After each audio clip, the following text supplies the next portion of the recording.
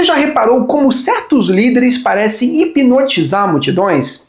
Eles entram na sala e, de repente, os fatos importam menos do que as frases de efeito. As regras parecem obstáculos burocráticos e a história vira um palco onde um único personagem promete salvar o país. Cuidado, esse é o território do carisma político. Max Weber chamou isso de dominação carismática, um tipo de autoridade que nasce da crença na qualidade extraordinária de uma pessoa.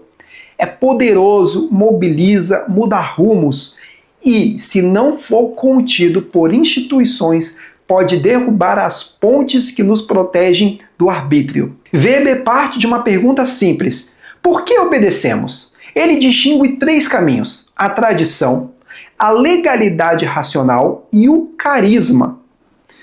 Bom, no carisma, a obediência não se apoia em leis impessoais ou costumes antigos, mas na convicção de que o líder tem uma missão única, quase sagrada, autorizada por provas de sucesso, coragem e vitória. Isso explica por que líderes carismáticos emergem em épocas de crise. Quando o cotidiano desmorona, cresce a demanda por alguém que encarne a solução. Mas como reconhecer esse tipo de líder sem cair no rótulo fácil de populista e ao mesmo tempo sem ingenuidade? Primeiro, perceba a promessa. Ela vem com um cheiro de excepcionalidade. O discurso típico afirma: o sistema falhou, só eu consigo consertar. O eu substitui o nós. Em vez de programas, aparece a vontade. Em vez de instituições, surge a figura. E o público responde com devoção, porque o carisma é uma relação. Não existe líder carismático sem seguidores que acreditem no seu dom. O aplauso não é detalhe, é combustível. Segundo, repare no estilo de legitimação. No carisma, a justificativa do poder não é porque a lei manda, mas porque eu consigo. A autoridade se prova nos resultados espetaculares, na narrativa de vitórias e milagres. Isso cria um ciclo de retroalimentação.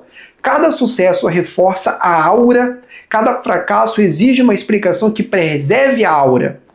Geralmente culpando adversários, burocratas, imprensa, traidores. O líder carismático raramente assume limites. Ele precisa manter intacta a crença no extraordinário. Bom, terceiro, observe a relação com as regras.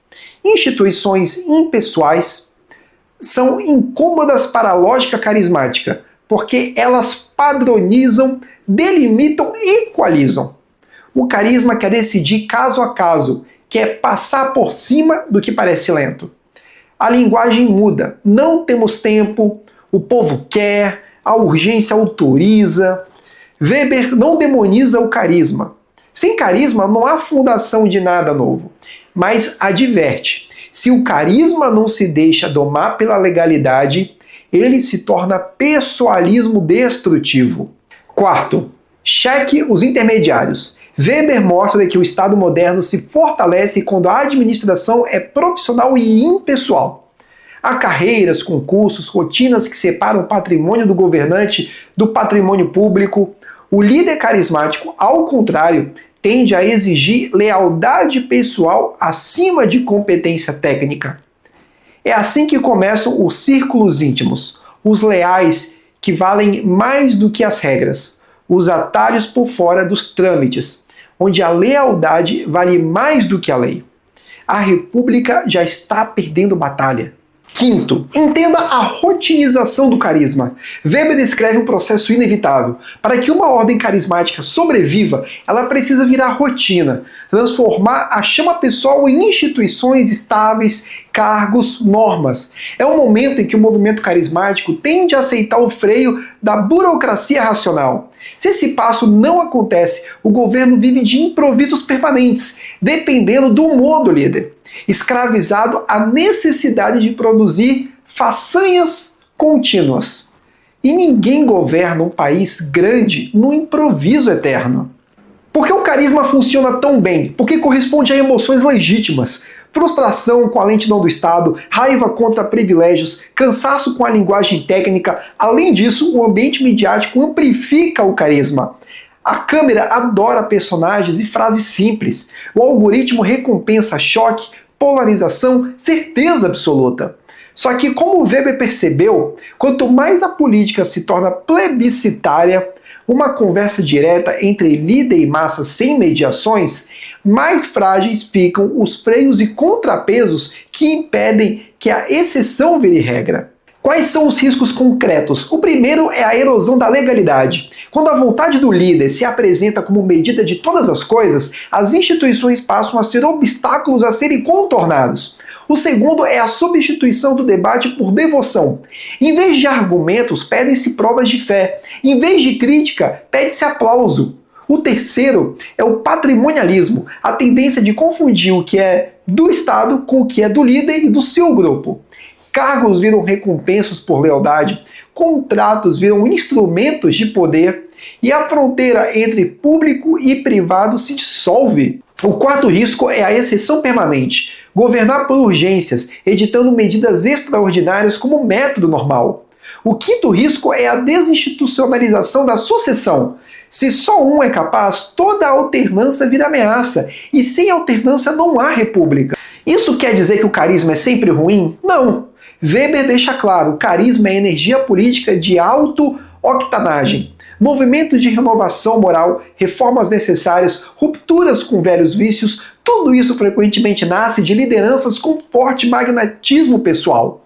O ponto não é extirpar o carisma, mas domesticá-lo. Carisma saudável é aquele que aceita ser limitado pela lei, que inspira sem concentrar tudo em si, que constrói instituições capazes de sobreviver ao seu fundador. O teste decisivo é simples. O líder trabalha para que o sistema funcione sem ele, ou ele trabalha para que tudo dependa dele? Como reconhecer cedo que passamos da inspiração para o personalismo perigoso? Comece pela atitude diante da crítica. Líderes que acolhem, contraditório e corrigem rumos podem ter carisma, mas já operam no registro racional legal. Líderes que rotulam toda discordância como traição sinalizam que a fé vale mais do que os fatos. Observe também a relação com a imprensa e com órgãos de controle. Quem quer fortalecê-los aceita incômodo. Quem quer domesticá-los teme a luz.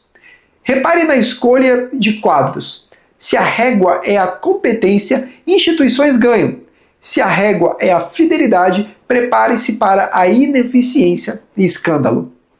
Atenção, ainda para a economia do milagre.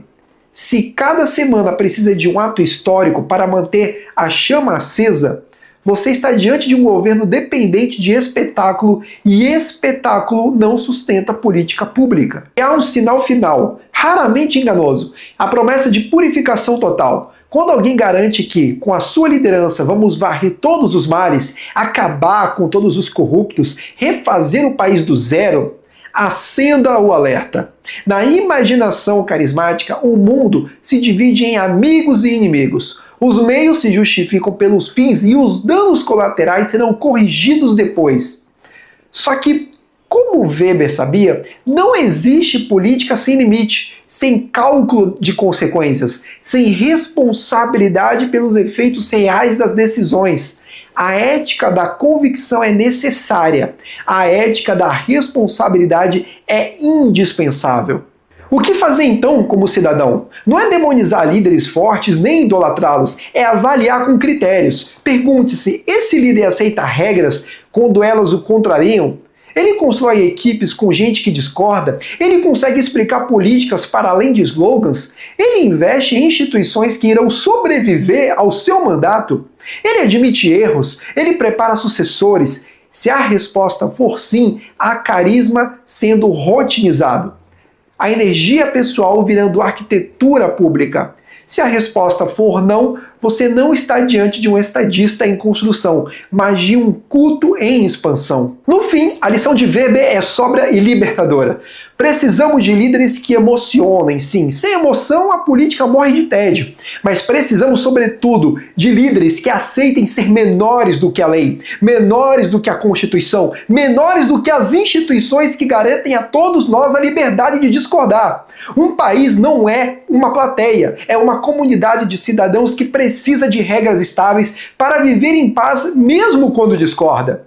O carisma que recusa esse limite é um relâmpago bonito e um incêndio na consequência. Se essa análise te ajudou a enxergar além do óbvio e a reconhecer os sinais do carisma político com seus potenciais e perigos, inscreva-se aqui agora no Instituto Zarael. Aqui a gente reflete com profundidade, fala claro para a grande massa e te dá ferramentas para entender o Brasil, seus líderes e principalmente as instituições que mantêm a nossa liberdade de pé.